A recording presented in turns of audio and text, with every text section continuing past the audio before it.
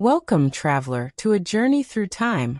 A journey to places that once thrived with life, laughter, commerce, and the everyday rhythms of human existence.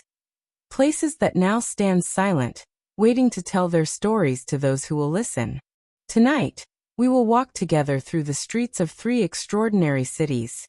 Cities that were lost to the world. Buried beneath ash, hidden beneath the earth, carved into rose-red stone and then forgotten by the passing centuries. We will visit Pompeii, the Roman city frozen in time by the fury of Mount Vesuvius. We will explore Troy, the legendary city that sparked 1,000 ships and captivated imaginations for millennia. And we will wander through Petra, the mysterious rose-red city carved into the mountains of Jordan, half as old as time itself. These cities have much to teach us, about resilience, about the fragility of civilization, about the enduring human spirit that builds, creates, loves, and dreams, even in the face of inevitable change. So settle in, let your breathing slow, and prepare to drift through history. Let the stories of these ancient places wash over you like gentle waves. There is no need to remember every detail. Just let the narrative carry you, like a river, to wherever you need to go. Our first destination awaits, beneath the shadow of a mountain, in the warm Italian sun. In the year 79 AD. Fact 1. Pompeii was located in the Campania region of Italy, approximately 14 miles southeast of Naples, near the modern-day town of Pompeii. The city awakens slowly. Merchants are opening their shops in the Forum. The smell of fresh bread drifts from the bakeries. Children run through narrow streets, their laughter echoing off the whitewashed walls. A dog barks somewhere in the distance. Fact 2. At its peak, Pompeii was home to approximately 11,000 to 15,000 residents, making it a significant Roman city. This is not Rome, but Pompeii is prosperous nonetheless. Its streets are paved with large polygonal stones. Its homes are adorned with vibrant frescoes and intricate mosaics. Its public baths steam with heated water, where citizens gather to relax, gossip, and conduct business. Fact 3. Pompeii had at least 3 public bathhouses, the Nabataean baths, the Forum baths, and the Central baths, which served as important social centers. The city stands in the shadow of Mount Vesuvius, a mountain that has always been there, as far as anyone can remember. Its slopes are covered with vineyards. The volcanic soil is rich and fertile, producing some of the finest wine in the region. Fact 4. The ancient Romans did not recognize Mount Vesuvius as an active volcano. The mountain had been dormant for approximately 800 years before the eruption of 79 AD. No one in Pompeii that morning realizes that they are living in the shadow of death. No one understands that the mountain watching over them is about to awaken with devastating fury. In just a few days, everything they know will be gone, buried beneath 20 feet of volcanic ash and pumice. But we are getting ahead of ourselves. Let us first explore this city as it was, in its glory, in its everyday rhythms, before the catastrophe that would preserve it for eternity. The story of Pompeii begins long before Rome, stretching back into the mists of antiquity. Fact 5. Pompeii was originally founded in the 7th or 6th century BC by the Oscan people, an ancient Italic tribe. The Oscans chose this location wisely. The land was fertile, blessed by the volcanic soil. The nearby Sarno River provided fresh water and a route for trade. The sea was close enough for commerce, but far enough to avoid constant pirate raids. Fact 6. The city's name likely derives from the Oscan word pump, meaning 5. Possibly referring to 5 settlements that merged to form the city. Over the centuries, Pompeii passed through many hands. The Greeks influenced the city, bringing their culture, their gods, their architectural styles. Then came the Samnites, another Italic people who controlled the region for several centuries. Fact 7. The Samnites controlled Pompeii from the 5th century BC, until it became a Roman colony in 80 BC. When Rome's power spread across Italy, Pompeii became caught in the turbulent politics of the Roman Republic. During the Social War of 91 to 88 BC, when Rome's Italian allies rebelled against Roman domination, Pompeii sided with the rebels. Fact 8. In 89 BC, Roman general Lucius Cornelius Sulla besieged Pompeii. Evidence of his attack, including stone projectiles, has been found in the city's walls. The rebellion failed. Pompeii surrendered. But Rome, in its wisdom and pragmatism, did not destroy the city. Instead, it was transformed into a Roman colony, and Latin-speaking veterans were settled there. Fact 9. In 80 BC, Pompeii became the Colonia Cornelia Veneria Pompeianorum, a Roman colony under the dictator Sulla. Under Roman rule, Pompeii flourished.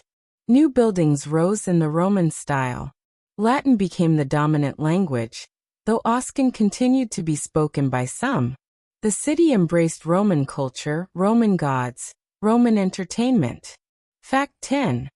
The city covered approximately 163 acres and was surrounded by walls with 7 gates. But Pompeii's history was not always peaceful. In 62 AD, 17 years before the final catastrophe, a powerful earthquake struck the region. Fact 11. A significant earthquake hit Pompeii on February 5, 62 AD, causing substantial damage to buildings and infrastructure throughout the city. The earthquake was devastating. Buildings collapsed. Temples cracked. Water pipes burst. The Forum, the heart of public life, suffered severe damage. The city's residents began the slow process of rebuilding. Fact 12. Many buildings were still under repair when Mount Vesuvius erupted in 79 AD, 17 years after the earthquake. What the people of Pompeii did not realize was that the earthquake was a warning, a sign that the mountain was awakening, that pressure was building deep beneath the earth, that their time was running short. Let us walk now through the streets of Pompeii as it was in the summer of 79 AD. Let us see how people lived, worked, loved, and dreamed in this ancient Roman city. The day begins early. Before the sun fully rises, bakers are already at work. The smell of fresh bread fills the narrow streets. Fact 13. Archaeologists have identified at least 30 bakeries in Pompeii, many equipped with large millstones turned by donkeys or slaves. The bakeries are ingenious operations. Large millstones, shaped like hourglasses, are turned by donkeys walking in endless circles. The grain is ground to flour. Dough is kneaded and shaped. Then the loaves are placed in large domed ovens, heated by wood fires. Fact 14. In one bakery, archaeologists found 81 carbonized loaves of bread, perfectly preserved by the eruption, still sitting on the bakery shelf where they were placed nearly 2,000 years ago. As morning progresses, the city comes fully alive. Shops open along the main streets. The Forum, the center of public life, begins to fill with people. Politicians conduct business. Merchants negotiate contracts. Priests perform rituals at the temples. Fact 15. The Forum of Pompeii was a large rectangular plaza measuring approximately 157 by 38 meters, surrounded by important civic and religious buildings. The Forum is dominated by the Temple of Jupiter, standing at its northern end. This magnificent structure, with its tall columns and decorated pediment, is dedicated to the king of the gods, to Jupiter, Juno, and Minerva, the Capitoline triad. Fact 16. The Temple of Jupiter was severely damaged in the 62 AD earthquake, and was still being restored when Vesuvius erupted. Near the Forum stands the Basilica, where legal matters are conducted. Lawyers argue cases. Judges render verdicts. Business contracts are signed and sealed. The building is impressive, with 3 naves separated by columns. Fact 17. The Basilica of Pompeii was one of the oldest buildings in the Forum, dating to the 2nd century BC. Entertainment is never far away in Pompeii. The city boasts 2 theaters and an amphitheater. Fact 18. Pompeii's amphitheater, built around 70 BC, is the oldest surviving Roman amphitheater in the world and could hold approximately 20,000 spectators. The amphitheater is a marvel. Built partially into a hillside to reduce construction costs, it hosts gladiatorial contests, wild animal hunts, and other spectacles. The people of Pompeii love their games, the excitement, the danger, the blood. Fact 19. In 59 AD, a riot broke out in Pompeii's amphitheater during games between Pompeians and visitors from the neighboring town of Nuceria, resulting in many deaths and injuries. Fact 20. As punishment for the riot, the Roman Senate banned gladiatorial games in Pompeii for 10 years, though the ban was later lifted. For more refined entertainment, the large theater and the small theater offer theatrical performances, comedies, tragedies, musical performances. Greek culture still influences Roman entertainment. Fact 21. The large theater could accommodate about 5,000 spectators and was used for traditional theatrical performances, while the smaller Odeon held about 1,500 people for more intimate shows.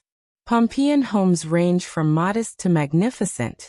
The wealthy live in spacious villas with multiple rooms arranged around central courtyards called atriums. These homes are decorated with stunning frescoes and elaborate mosaics. Fact 22. The House of the Faun, one of Pompeii's largest and most ornate homes, occupied an entire city block and featured the famous Alexander mosaic, depicting Alexander the Great's victory over Darius III. The atrium serves multiple purposes. It provides light and air to the interior rooms. It collects rainwater in a central pool called the impluvium. It's where the family receives guests and displays their wealth and status. Fact 23. Many Pompeian homes featured elaborate frescoes painted in the Pompeian styles, particularly the fourth style popular in the 1st century AD.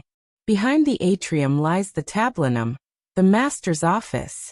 Behind that, many houses have a peristyle, a colonnaded garden where the family can relax in private. Fountains play, gardens grow. Statues of gods and ancestors watch over the household. Fact 24. Some wealthy Pompeian homes included private bathhouses, dining rooms with elaborate decorations, and even second-story balconies overlooking the streets.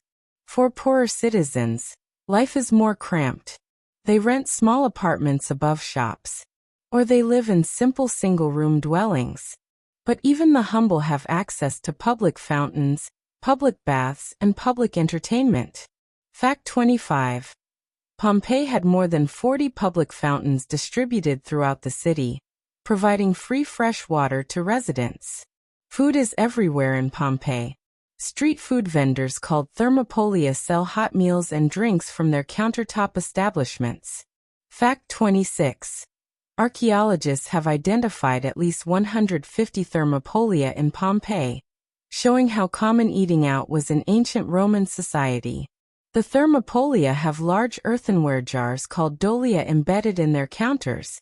These jars hold stews, vegetables, fish, and other prepared foods kept warm throughout the day. Workers and travelers can grab a quick meal without needing to cook at home. Fact 27. One thermopolium, known as the thermopolium of Vetusius Placidus, still contains food residue in its jars, including duck bone fragments and remnants of fish. Wine flows freely in Pompeii. The volcanic soil produces excellent grapes. Taverns and bars dot every neighborhood. Some are simple establishments where workers drink after a long day. Others are more elaborate, offering entertainment along with wine. Fact 28. Pompeii had numerous bars and taverns, many decorated with frescoes and some with explicit imagery indicating they also served as brothels. Religion permeates daily life. Every home has a small shrine to the household gods, the Lares and Penates. Temples dedicated to Venus, Apollo, Isis, and other deities are scattered throughout the city. Fact 29. Pompeii had a temple of Isis, an Egyptian goddess whose worship had spread throughout the Roman Empire, showing the cosmopolitan nature of Roman religion. Fact 30. The city's patron deity was Venus, and after becoming a Roman colony, Pompeii was officially named Colonia Venerea, Colony of Venus. The economy thrives on agriculture, trade, and craft production. The rich volcanic soil yields olives, grapes, and grain. Wool from local sheep is processed and turned into cloth. Fish sauce called garum, a prized Roman condiment, is produced in large quantities. Fact 31. Pompeii's garum production was significant, with large garum factories found in the city producing this fermented fish sauce that was exported throughout the Roman Empire. Graffiti covers the walls. Some political, some romantic, some obscene, some simply announcing upcoming gladiatorial games or theatrical performances. Fact 32. Over 11,000 examples of graffiti have been found on Pompeii's walls, providing invaluable insights into daily life, ranging from political slogans to love declarations to crude jokes. This is Pompeii. A city alive. A city vibrant. A city that will, in just a few days, be silenced forever. But its silence will speak across the centuries, telling us more about Roman life than perhaps any other source. And now we come to August 24, 79 AD. Though some scholars now believe the eruption occurred in October or November, the exact date remains debated. But the sequence of events is clear from the archaeological evidence, and from an eyewitness account that survived. Fact 33. The primary written source for the eruption is 2 letters by Pliny the Younger to the historian Tacitus, describing what he witnessed from across the Bay of Naples. The morning begins like any other. But around midday, perhaps around 1 in the afternoon, the mountain awakens. Fact 34. The eruption began with a massive explosion that sent a column of pumice, ash and gas approximately 15 miles, 25 kilometers, into the atmosphere. The explosion is cataclysmic. A column of superheated gas, ash, and pumice rockets into the sky at speeds exceeding 100 miles per hour. The column rises higher and higher. 15 miles into the atmosphere. 20 miles. The sky darkens. Pliny the Younger, watching from across the bay, describes the eruption column as resembling a pine tree, a massive trunk rising vertically, then spreading out at the top in branches. Fact 35. This type of eruption is now called a Plinian eruption, after Pliny the Younger's description, characterized by explosive ejection of gas and rock. In Pompeii, people react with confusion at first. Some flee immediately. Some gather valuables. Some take shelter in their homes. Many believe the eruption will soon end, that they can wait it out. They are wrong. Pumice begins to fall from the sky. Light, porous volcanic rock raining down on the city. At first, it's just a dusting. Then more. Then a constant downpour of pumice stones. Fact 36. The pumice fall lasted for approximately 18 hours, depositing a layer that grew to nearly 10 feet, 3 meters deep. The pumice accumulates on rooftops, in streets, in courtyards. Buildings begin to collapse under the weight. Roofs cave in, crushing those who have taken shelter inside. Darkness falls. Not the darkness of night, but an absolute blackness caused by the ash and pumice blocking the sun. People try to flee by torchlight, but the falling pumice makes travel nearly impossible. Some attempt to escape by sea, but the pumice is falling there too. Waves are churning. Ships are damaged or sunk. Pliny the Elder, the famous scholar and admiral, attempts a rescue mission across the bay. Fact 37. Pliny the Elder, uncle of Pliny the Younger and commander of the Roman fleet at Misenum, died attempting to rescue people from the eruption, likely from cardiac arrest triggered by toxic gas. All through the night of August 24th and into August 25th, the eruption continues. Pumice falls relentlessly. The accumulation deepens. More buildings collapse. those still in the city are trapped, buried alive, or slowly suffocated by the ash-laden air. Then, in the early morning hours of August 25th, the eruption enters its deadliest phase. Fact 38. The eruption column became unstable and collapsed, generating 6 pyroclastic surges that swept down the mountain toward Pompeii and nearby towns. Pyroclastic surges are among nature's most deadly phenomena. They are avalanches of superheated gas, ash, and rock that race down volcanic slopes at speeds exceeding 100 miles per hour. Temperatures exceed 570 degrees Fahrenheit. Nothing can survive them. Fact 39. The first pyroclastic surge reached Pompeii around 7:30 a.m. on August 25th, with several more following over the next few hours. The surges sweep over Pompeii's walls. They incinerate everything organic. They kill everyone remaining in the city instantly. Death is instantaneous. Bodies freeze in their last living positions, clutching loved ones, trying to protect their faces, reaching for escape that never comes. Fact 40. The extreme heat caused instant death, with bodies experiencing rapid temperature increase that caused brain tissue to vaporize, sometimes cracking skulls and muscles to contract, creating the characteristic poses seen in the casts. After the surges pass, more ash falls, burying the dead, burying the buildings, burying an entire city. Pompeii disappears beneath approximately 20 feet of volcanic material. Fact 41.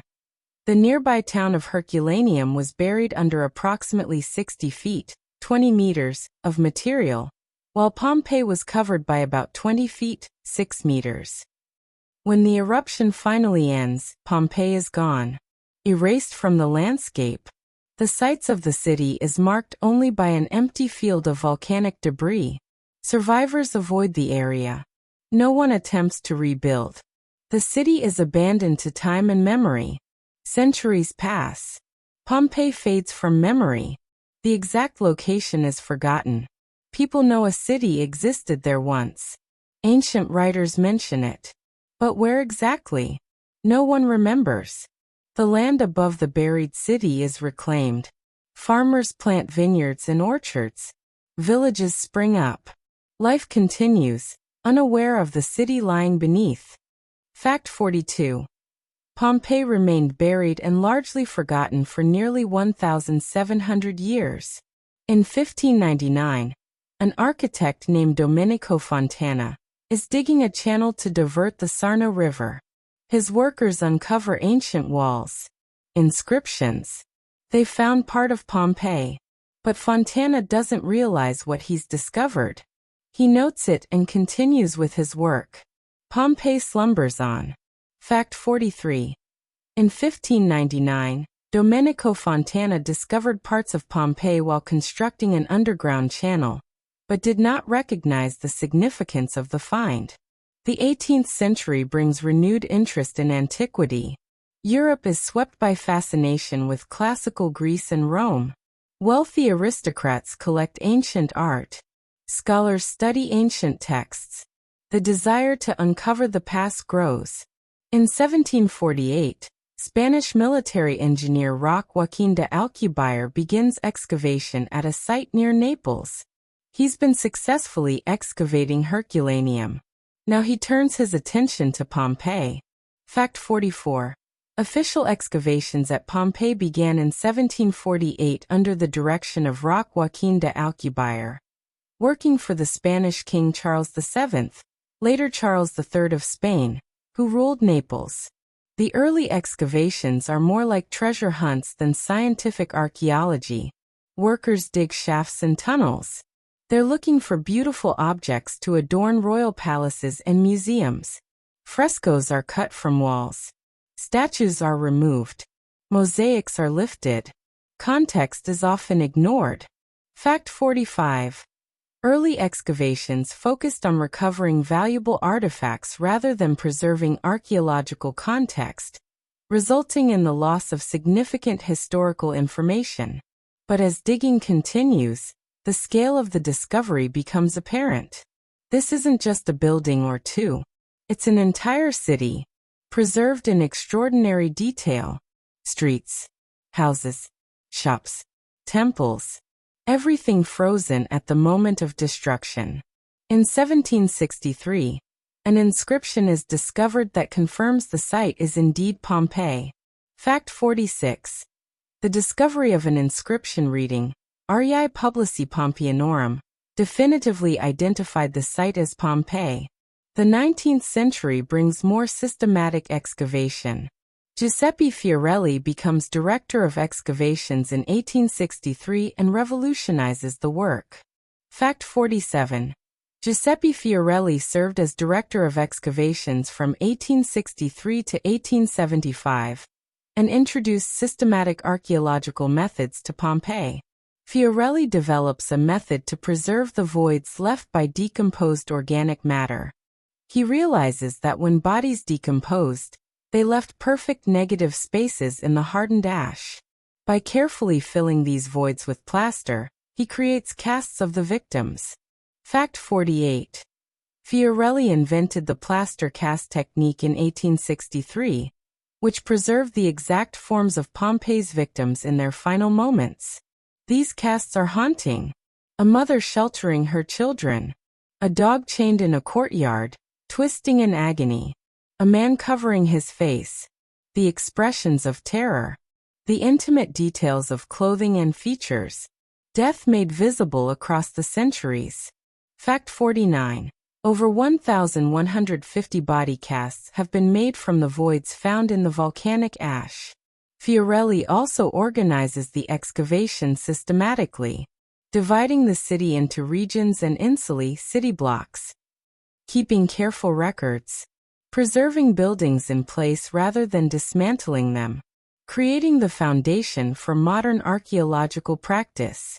Excavation continues into the 20th and 21st centuries. Each generation of archaeologists uncovers more, learns more. Approximately 2/3 of Pompeii has now been excavated, but about 1/3 remains buried, waiting for future generations with even better techniques. Fact 50. Approximately 66 hectares, 163 acres, of Pompeii have been excavated, representing about 2/3 of the ancient city, with 1/3 still buried. Modern technology brings new insights. Ground-penetrating radar reveals structures before excavation. Digital scanning creates 3D models. DNA analysis reveals information about the population. Chemical analysis identifies food remains and perfumes. CT scans examine the casts without destroying them. Pompeii has become one of the world's most important archaeological sites. More than 2.5 million people visit each year, walking the same streets that Romans walked, seeing the same frescoes they saw, connecting across time with people who lived and died 2 millennia ago. Fact 51. Pompeii was designated a UNESCO World Heritage Site in 1997, recognized for its exceptional state of preservation. The city that was lost has been found, and in being found it teaches us about the Romans, about urban planning, about art and architecture, about daily life in the ancient world, about the fragility of human existence, about the power of nature, about time itself. Pompeii reminds us that nothing is permanent, that civilization, for all its achievements, exists at the mercy of forces beyond our control.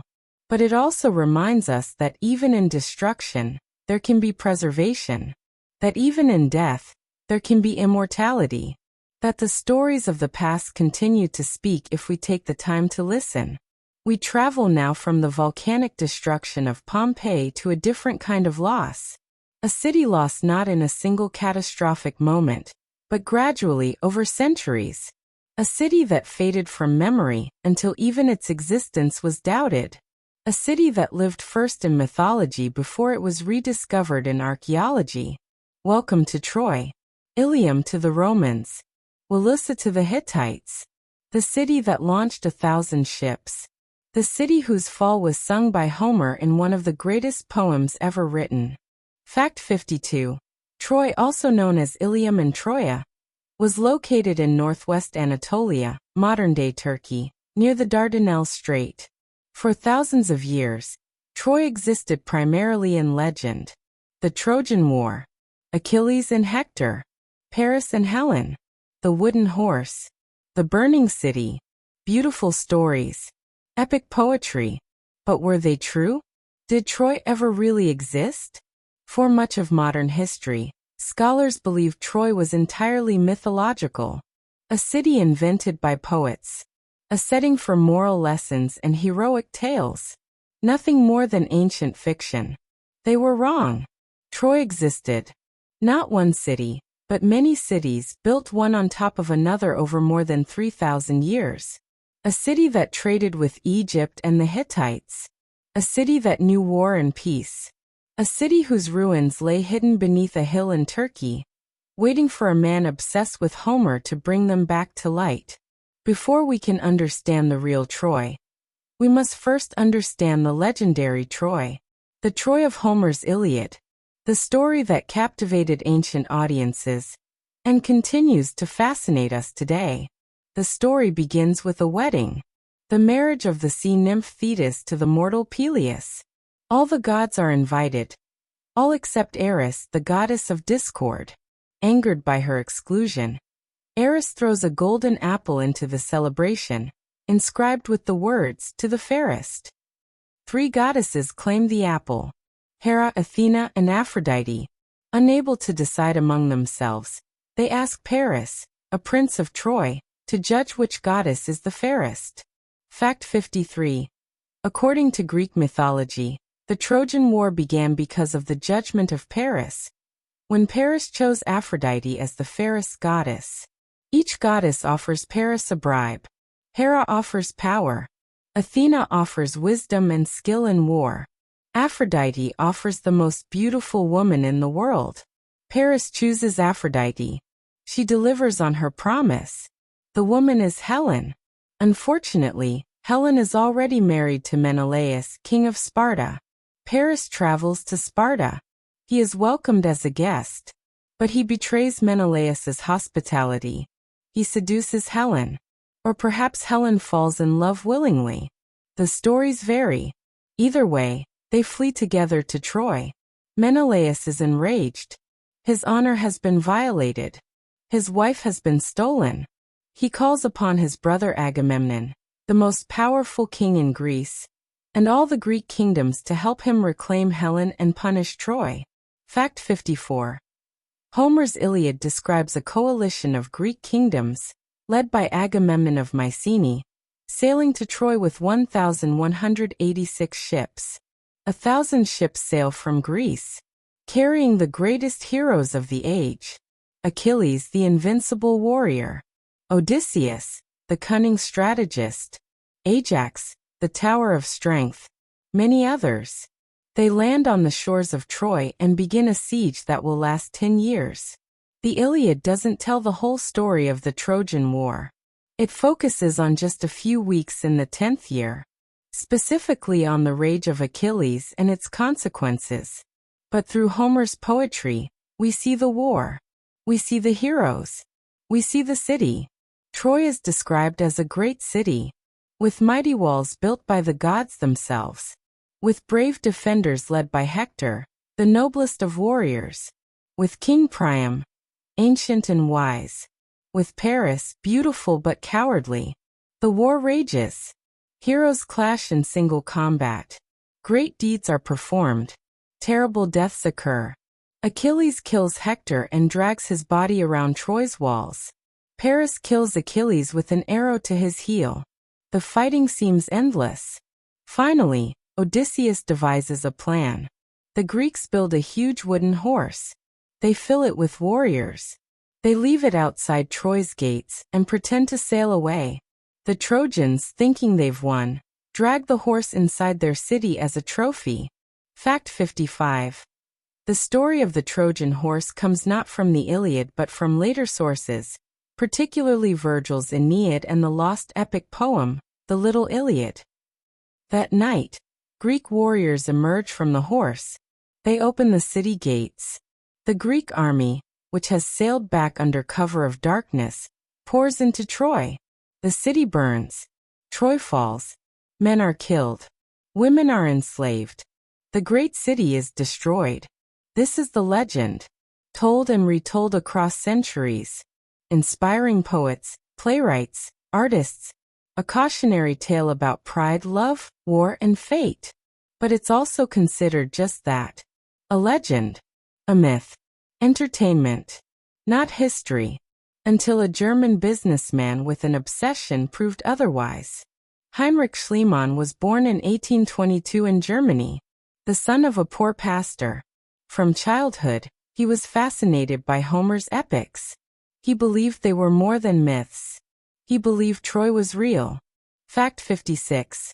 Heinrich Schliemann, 1822 to 1890, was a German businessman and amateur archaeologist who is credited with discovering the archaeological site of Troy. But Schliemann's path to archaeology was not direct. First, he needed to make his fortune. And make it he did.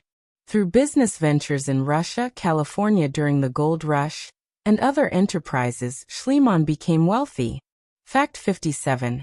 Schliemann made his fortune in the indigo trade, and later through banking and speculation, eventually amassing significant wealth that allowed him to pursue archaeology. With wealth secured, Schliemann turned to his true passion, finding Troy. Most scholars of his time believed Troy was mythical. If it existed at all, its location was unknown. But Schliemann studied Homer carefully. He studied ancient geographies. And he identified a hill in northwest Turkey called Hizarlik as the likely site. Fact 58. The site of Troy at Hizarlik had been proposed by British archaeologist Frank Calvert, who owned part of the site and encouraged Schliemann to excavate there. In 1871, Schliemann began excavation at Hizarlik. His methods were crude by modern standards. He hired many workers to dig quickly. He was searching for Homer's Troy, for Priam's treasure, for proof that the legends were true. Fact 59. Schliemann began excavations at Hizarlik in 1871 and continued, with interruptions, until 1890. Schliemann's excavations were both triumphant and tragic. Triumphant because he did find Troy. Multiple layers of cities, in fact, built one atop another over millennia. Proof that a major city had existed at this location for thousands of years. Fact 60. At Hizarlik, archaeologists have identified 9 major settlement layers spanning from approximately 3000 BC to 500 AD, each representing a different iteration of the city. But Schliemann's excavations were also tragic, because his crude methods destroyed much valuable evidence. In his haste to reach what he thought was Homer's Troy, he dug through later layers. He removed artifacts without proper documentation. He damaged structures irreparably. In 1873, Schliemann made a spectacular discovery: a hoard of gold jewelry, vessels, and other precious objects. He called it Priam's treasure. Fact 61. In May 1873, Schliemann discovered a large cache of gold jewelry and other precious objects, which he claimed was the treasure of King Priam, though it actually dated to approximately 2500 BC, about 1,000 years before the Trojan War period. Schliemann smuggled the treasure out of Turkey. He photographed his wife Sophia wearing the ancient jewelry. He proclaimed he had found proof of Homer's Troy. The world was captivated. Fact 62. Schliemann smuggled Priam's treasure to Greece, creating an international incident. The treasure eventually ended up in Berlin and was looted by the Soviet Union during World War II, where it remains in Moscow's Pushkin Museum today. But Schliemann had made a critical error. The treasure came from Troy too, a city layer that dated to around 2500 BC, far too early to be connected with the Trojan War, which, if historical, would have occurred around 1200 BC. Schliemann had found a Troy, but not the Troy of legend. Later excavations, conducted with more scientific methods by Wilhelm Dörpfeld and then by Carl Blegen, would identify Troy 6 and Troy VIA as the most likely candidates for Homer's Troy. Fact 63. Wilhelm Dörpfeld continued excavations from 1893 to 1894 after Schliemann's death, identifying 9 major city levels and determining that Troy 6, 1750 to 1300 BC, was likely the Homeric Troy. Fact 64. Carl Blegen's excavations from 1932 to 1938 further refined the chronology and suggested that Troy VIA, approximately 1300 to 1190 BC, showed signs of warfare and destruction that could correspond to the Trojan War.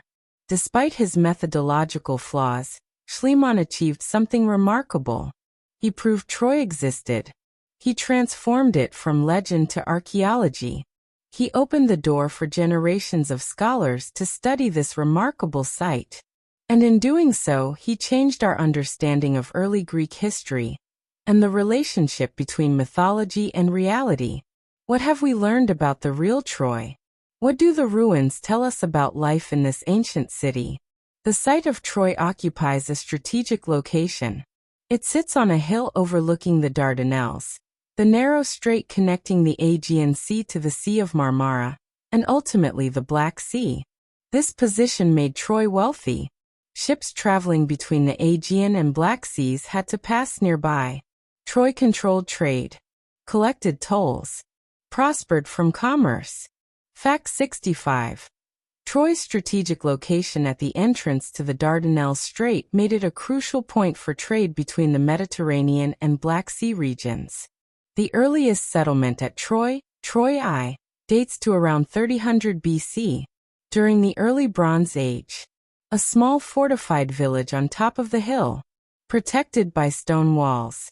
The beginning of 3,000 years of continuous habitation. Fact 66.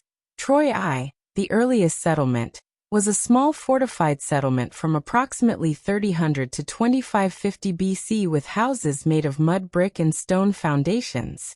Troy II, the source of Priam's treasure, was larger and more prosperous. It featured impressive fortifications, a large building that may have been a palace, and clear evidence of far-reaching trade connections. But it was destroyed by fire around 2500 BC. Fact 67. Troy II, approximately 2550 to 2300 BC, featured a substantial citadel with a massive ramp and gateway, and evidence of extensive trade connections with the Aegean and beyond.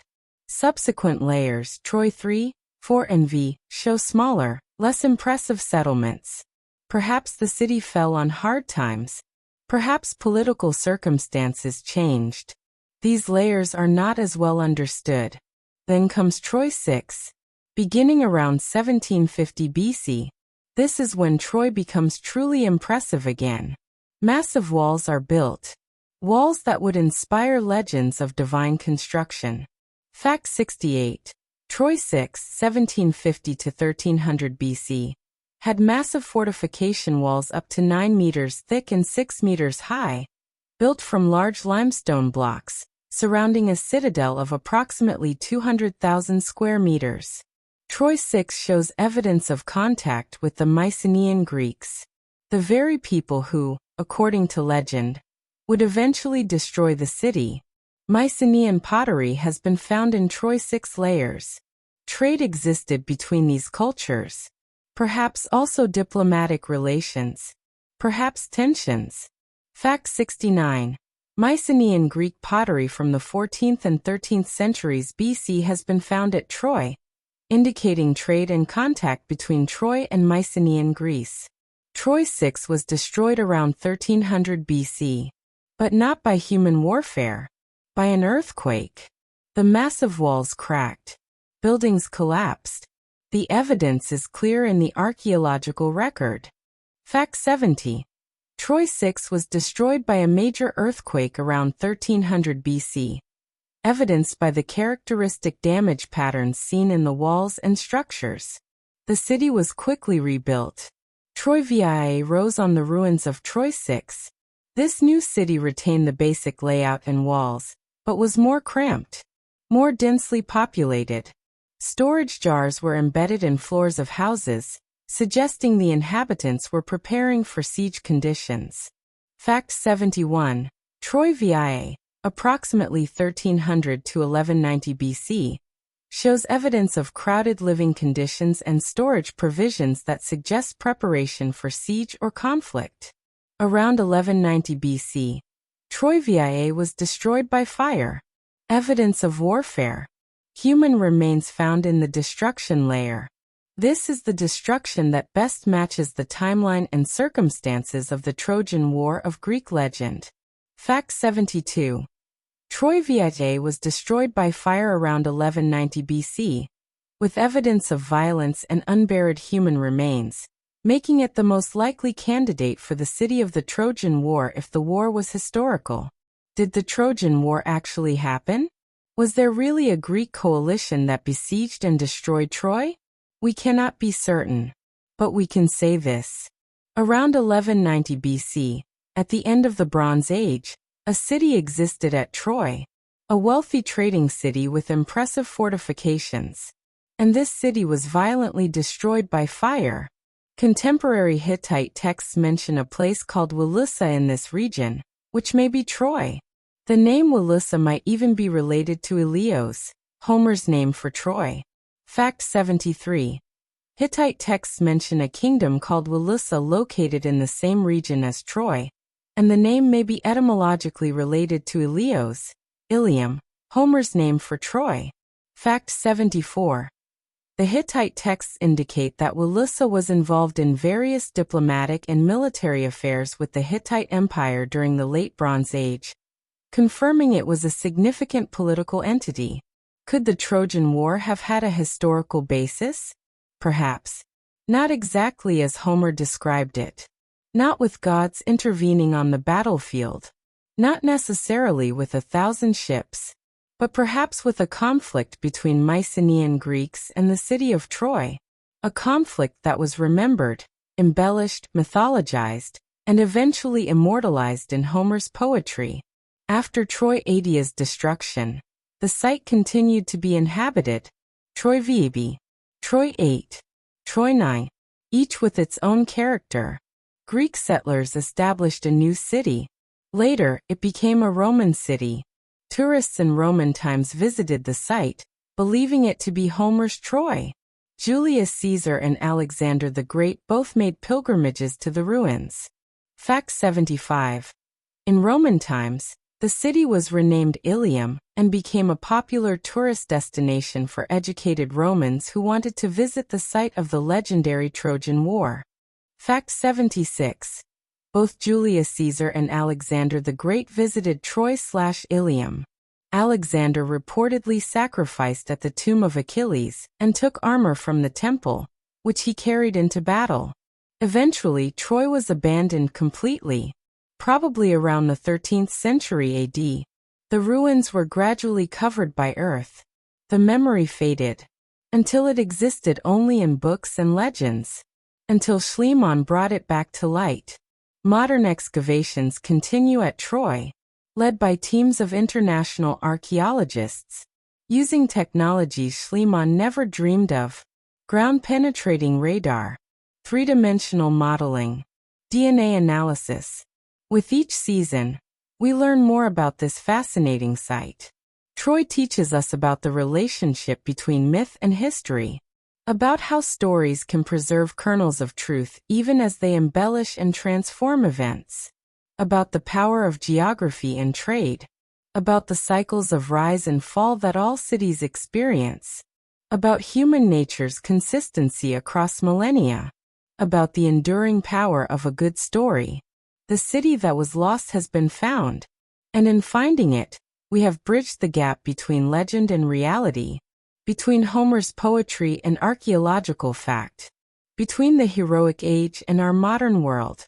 Troy stands, ruined but remembered, a testament to the power of both destruction and preservation, to both war and peace, to both history and myth.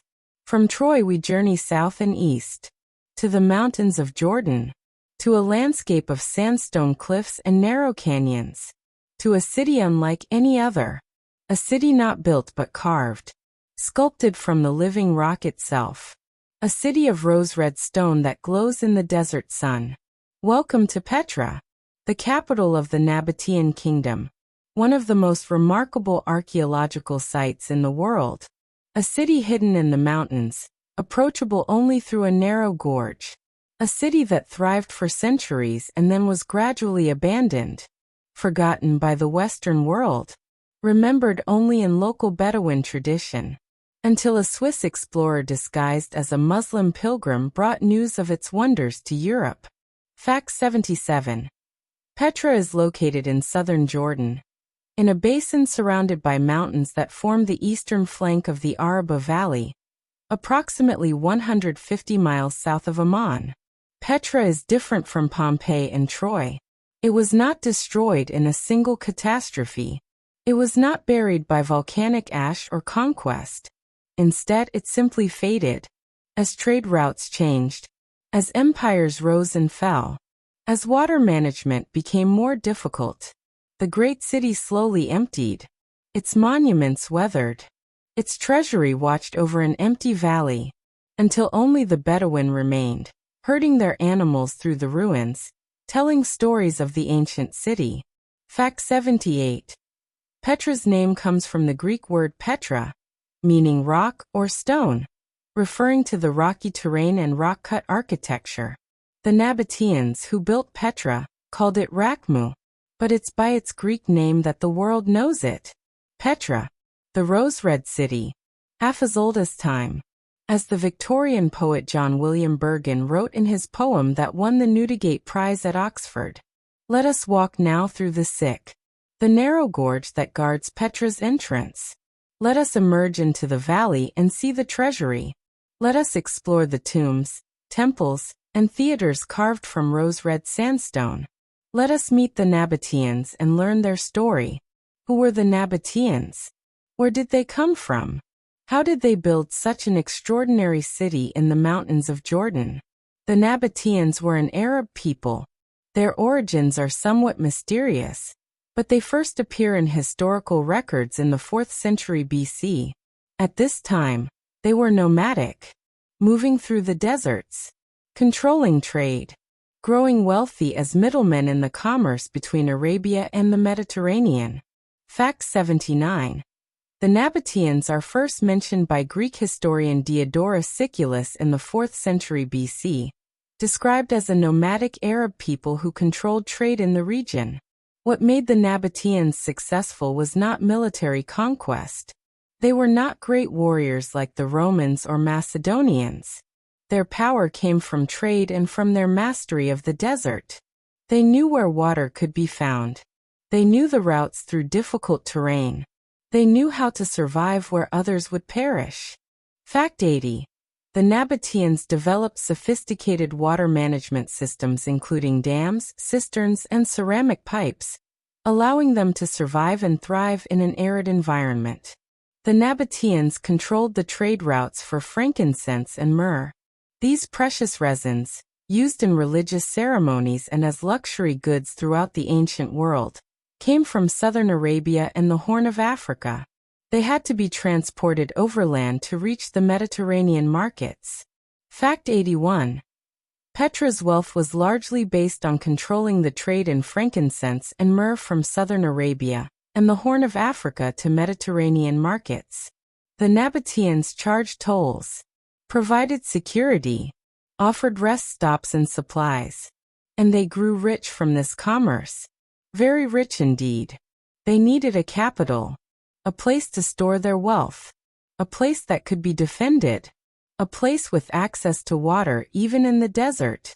They chose a basin in the mountains, protected by the difficult terrain, approachable mainly through a narrow gorge, with natural springs that could be enhanced with engineering. This place would become Petra. Fact 82. Petra was probably established as the Nabataean capital in the 4th or 3rd century BC, though the exact date is uncertain. At first, Petra may have been mainly a storage place, warehouses for valuable goods, guarded carefully. The Nabataeans still moved seasonally, but gradually, as their kingdom stabilized, Petra became more permanent.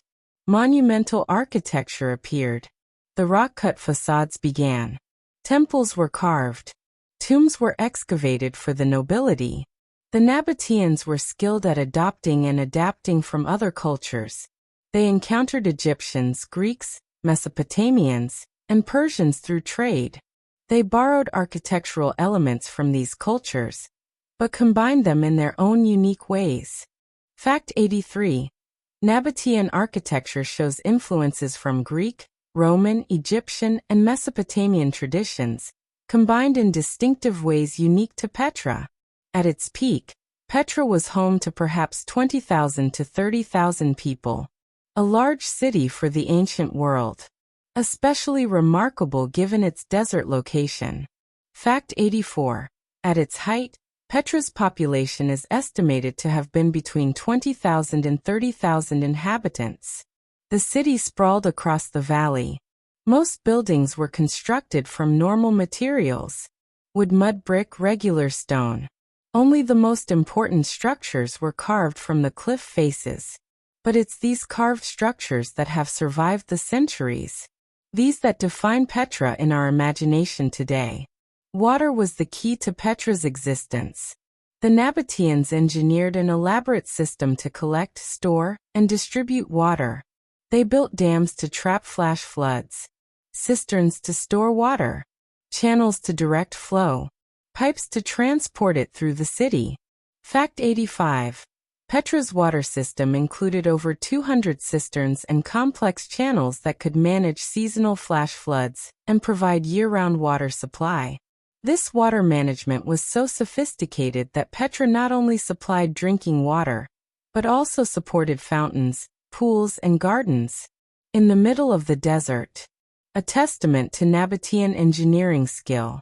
The Nabataeans also developed their own script, a form of Aramaic alphabet that would eventually evolve into the Arabic script used today. Fact 86. The Nabataean alphabet, used in inscriptions throughout Petra and the Nabataean kingdom, is considered a direct ancestor of the modern Arabic alphabet. They worshipped their own gods. Deshra was the chief male deity, Aluzza the main female goddess. But they also incorporated deities from other cultures they encountered. Their religion, like their architecture, was syncretic, taking elements from many sources and blending them into something distinctly Nabataean. For several centuries, the Nabataean kingdom thrived. It maintained independence through a combination of defensible geography, trade wealth, and diplomatic skill. They sometimes allied with Rome, sometimes resisted Rome, but they maintained their sovereignty. Their kingdom extended from Damascus in the north to the Red Sea in the south, from the Mediterranean coast to the Arabian desert. Fact 87. At its greatest extent in the 1st century BC and early 1st century AD, the Nabataean kingdom stretched from Damascus to the Red Sea and controlled parts of the Sinai Peninsula. But nothing lasts forever, and eventually, the Nabataean kingdom would fall under Roman control, not through conquest initially, but through gradual absorption. And when that happened, Petra's golden age would begin to fade. The monuments of Petra, 1 hour and 47 minutes to 2 hours. Narrator. To understand Petra, we must see its monuments, walk its paths, stand before its carved facades. So let us journey through the city as a visitor would, beginning with the approach. The journey to Petra begins at a narrow gorge called the Sick. This natural cleft in the rock is the main entrance to the city. It winds for more than a kilometer through towering cliffs. At some points, the walls rise 200 meters high while the passage narrows to just a few meters wide. Fact 88. The Sick is a natural geological fault approximately 1.2 kilometers long, varying in width from 3 to 12 meters, with walls reaching up to 80 meters high in places. Walking through the Sick is an experience. The walls tower above. Sunlight barely penetrates to the ground. The stone shows bands of color, reds, oranges, purples, yellows. The natural beauty of the sandstone on full display. But the Sikh is not just a natural formation. The Nabataeans enhanced it. They carved niches into the walls for religious purposes. They built channels along the sides to bring water into the city. They paved portions of the floor. They transformed nature into architecture. Fact 89. The Nabataeans carved water channels along the walls of the Sikh and laid clay pipes to supply water to Petra, visible in the rock walls even today. As you walk through the Sikh, anticipation builds. The passage curves. You cannot see what lies ahead. Then through a narrow opening, you catch your first glimpse. A sliver of pink stone. Carved columns. And then as you emerge from the Sikh, there it is. The treasury. Al-Khazna in Arabic. One of the most photographed ancient monuments in the world. Fact 90. The treasury Al-Khazna stands approximately 40 meters high and 25 meters wide, carved entirely from the rose-colored sandstone cliff face. The treasury's facade is magnificent. 2 stories of carved columns, pediments, and niches. Classical Greek architectural elements transformed by Nabataean hands. At the top, an urn carved from solid rock. Legend claimed the urn held treasure. Hence the monument's name. Bedouins shot at the urn, trying to crack it open. The bullet marks are still visible today. Fact 91. The urn atop the treasury shows bullet marks from Bedouins who shot at it believing it contained treasure. Though it is solid rock carved as a decorative element. What was the treasury? Despite its name, it wasn't a treasury. Most likely it was a royal tomb. Probably for an important Nabataean king. Perhaps Aretas III or Aretas IV, who ruled during Petra's Golden Age. Fact 92. The treasury is believed to have been built during the 1st century BC or early 1st century AD, possibly as a mausoleum for Nabataean King Aretas IV. The inside of the treasury is surprisingly plain. Just a large square chamber with smaller rooms to the sides. All the artistic effort went into the facade, into the impressive public face of the monument. This was meant to be seen, to inspire awe, to demonstrate power and wealth. Moving past the treasury, the valley opens up. This is the main area of ancient Petra, and everywhere you look, there are more monuments carved from the cliffs. The street of facades features dozens of simpler tombs, carved one next to another into the cliff face.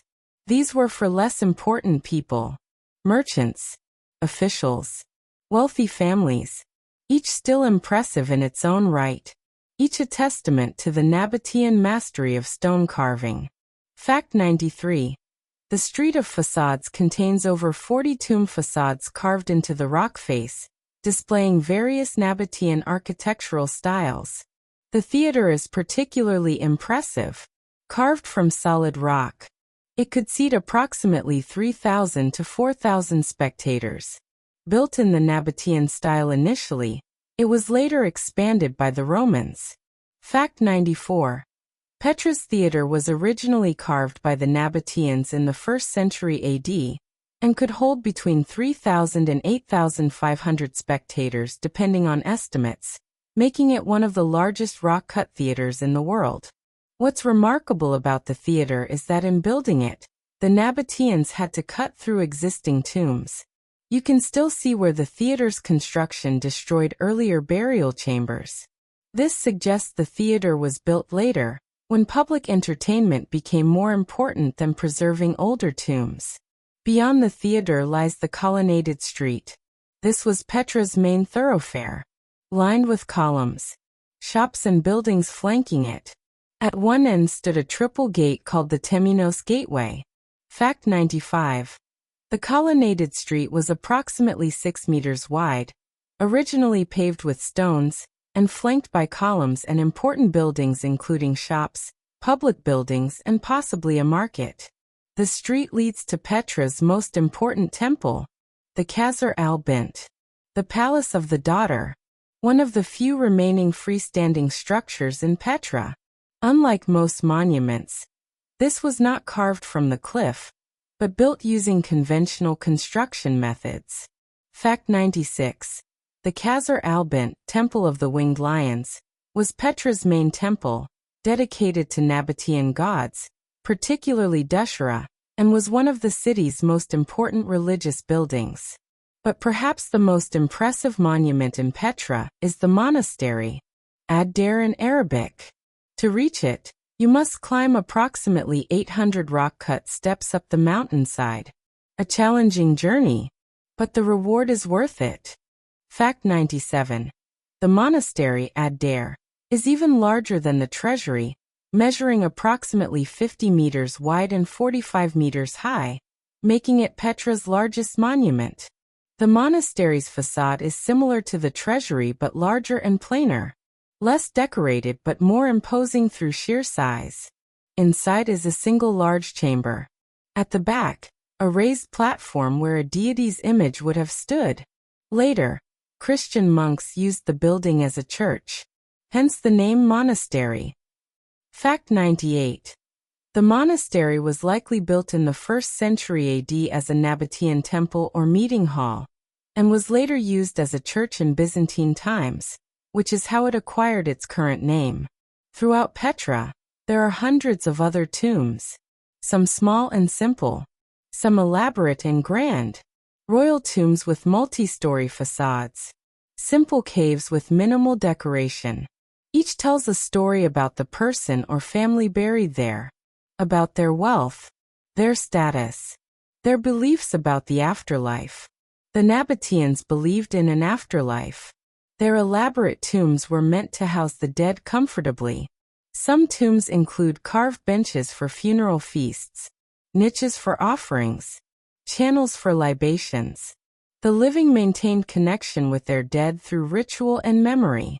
The decline and rediscovery of Petra, 2 hours to 2 hours and 10 minutes.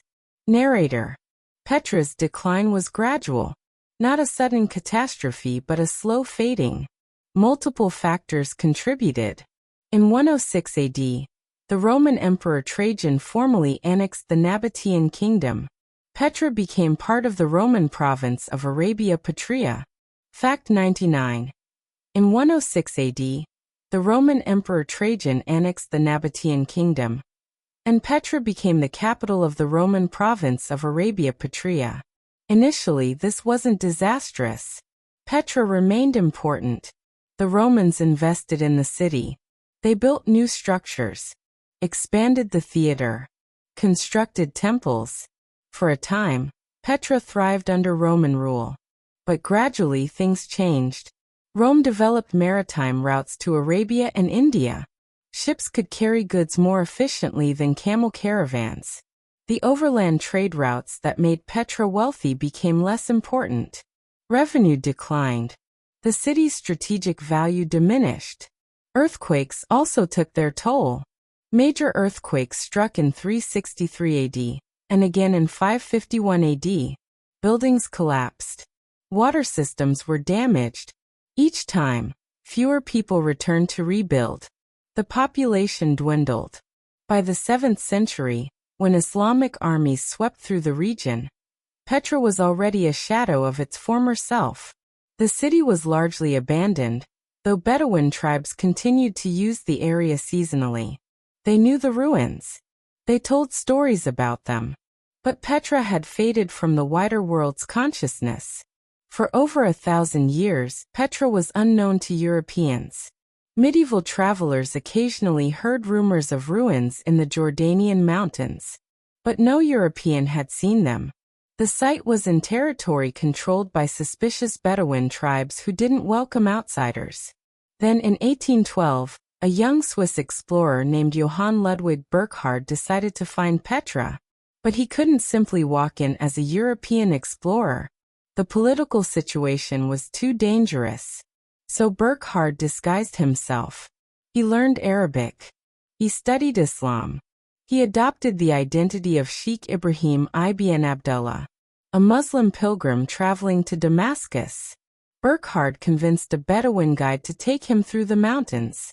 He claimed he wanted to make a sacrifice at the tomb of Aaron, the biblical figure, which was supposed to be nearby. The guide agreed and led him through the sick into Petra. Burckhardt couldn't reveal his excitement, couldn't take obvious notes, couldn't spend too much time examining the monuments. He had to maintain his disguise. But he saw enough. The treasury, the tombs, the theater. He knew he had found Petra, the legendary lost city. Burckhardt continued his journey, made his sacrifice at Aaron's tomb, left the area without arousing suspicion. But he documented what he had seen. When he reached Cairo, he wrote about his discovery. News spread to Europe. The lost city of Petra had been found. Other explorers followed. Artists came to paint and sketch the monuments. Archaeologists began studying the site. Petra was no longer lost. It was being rediscovered. Its wonders shared with the world. Modern Petra is one of Jordan's most valuable resources. Tourism brings millions of visitors. Archaeologists continue to study and excavate. New discoveries are still being made. Ground-penetrating radar reveals hidden structures. Excavations uncover new tombs and buildings. Petra continues to reveal its secrets. The Bedouin who lived in Petra's caves and tombs were relocated in the 1980s to a village nearby. A controversial decision, but one made to preserve the ancient site from modern damage. Some Bedouins still work at Petra as guides, selling souvenirs, riding donkeys and horses to carry tourists, maintaining their connection to the place their ancestors guarded for centuries. Petra was designated a UNESCO World Heritage Site in 1985, recognized as one of humanity's greatest archaeological treasures. In 2007, it was named one of the new 7 wonders of the world. These designations bring prestige, but also responsibility. How to preserve such a site while allowing people to experience it. How to protect soft sandstone from the erosion of millions of footsteps. These are ongoing challenges. Climate change poses new threats. Changing rainfall patterns, increased flooding, more intense erosion. The very water systems that enabled Petra's existence now threaten it. Conservation efforts work to protect the monuments. But nature is powerful, and time is relentless. Yet Petra endures. The rose-red city, half as old as time. Its monuments still inspire awe, still draw visitors from around the world, still spark imagination and wonder. The treasury still gleams in the morning sun. The monastery still crowns its mountain. The ancient tombs still watch over the empty streets. Petra reminds us that civilizations rise and fall, that great works can be created and then forgotten, but also that rediscovery is possible. That the past can speak again if we're willing to listen. That even in abandonment, there can be preservation. That beauty endures even when empires fade. The Nabataeans are gone. Their kingdom dissolved into history. But their greatest achievement remains. Carved in stone, waiting in the mountains. A testament to human ingenuity, artistry, and the enduring desire to create something that will outlast our brief moment in time. And so our journey ends.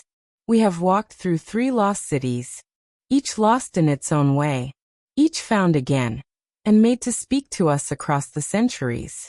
Pompeii, destroyed in a single day, preserved in ash, showing us Roman life in extraordinary detail, reminding us that catastrophe can strike without warning. That everything we build, everything we love, can be swept away in moments, but also teaching us that even in destruction, there can be preservation. That tragedy can become a gift to future generations. Troy, lost gradually, buried under layers of its own rebirths, doubted and dismissed as legend, until archaeology proved the legends true, showing us that myth and history intertwine. That stories preserve truth even as they embellish it. That the past is never quite as lost as we think.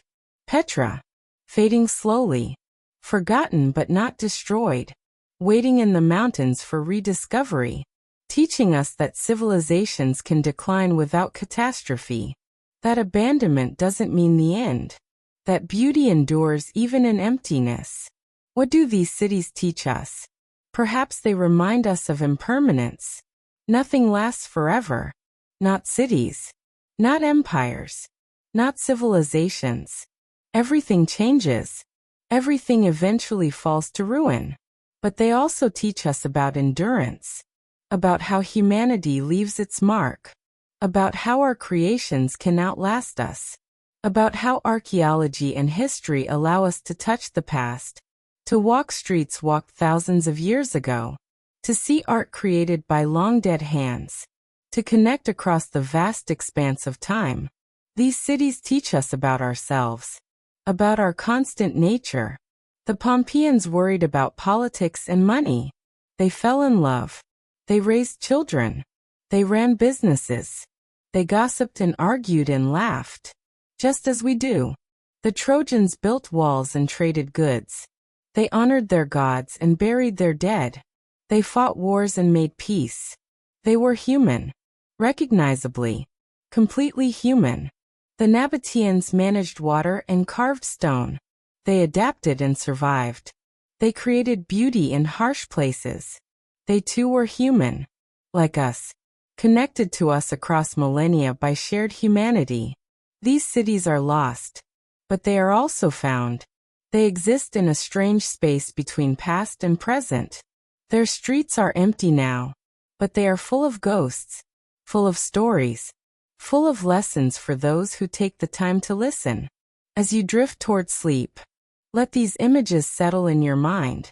The ash-covered streets of Pompeii, the layered ruins of Troy, the rose-red facades of Petra. Let them remind you that time passes, that change is inevitable, but also that beauty endures, that stories survive, that humanity continues. These cities are lost, but in being lost, they have gained a kind of immortality. They exist now not just as places, but as symbols, as reminders, as teachers, as bridges between past and present, between the ancient world and our modern one. Sleep now. Let the stories of these lost cities carry you into dreams. Let them remind you that we are all part of a long human story, that we too are building, creating, living, and that someday perhaps future generations will look back at our cities, our lives, our stories, and find in them the same mixture of familiar humanity and fascinating difference that we find in Pompeii, Troy, and Petra. The journey through lost cities ends, but the stories continue, echoing through time, waiting to be discovered again and again, by each new generation, each new traveler, each new dreamer who takes the time to listen to what the past has to say. Rest well, sleep peacefully, and remember the lost cities. Remember that even in loss, there can be preservation. Even in ruins, there can be beauty. Even in silence, there can be stories. Good night. Sweet dreams. And may your own journey through time be as fascinating as the one we've shared tonight.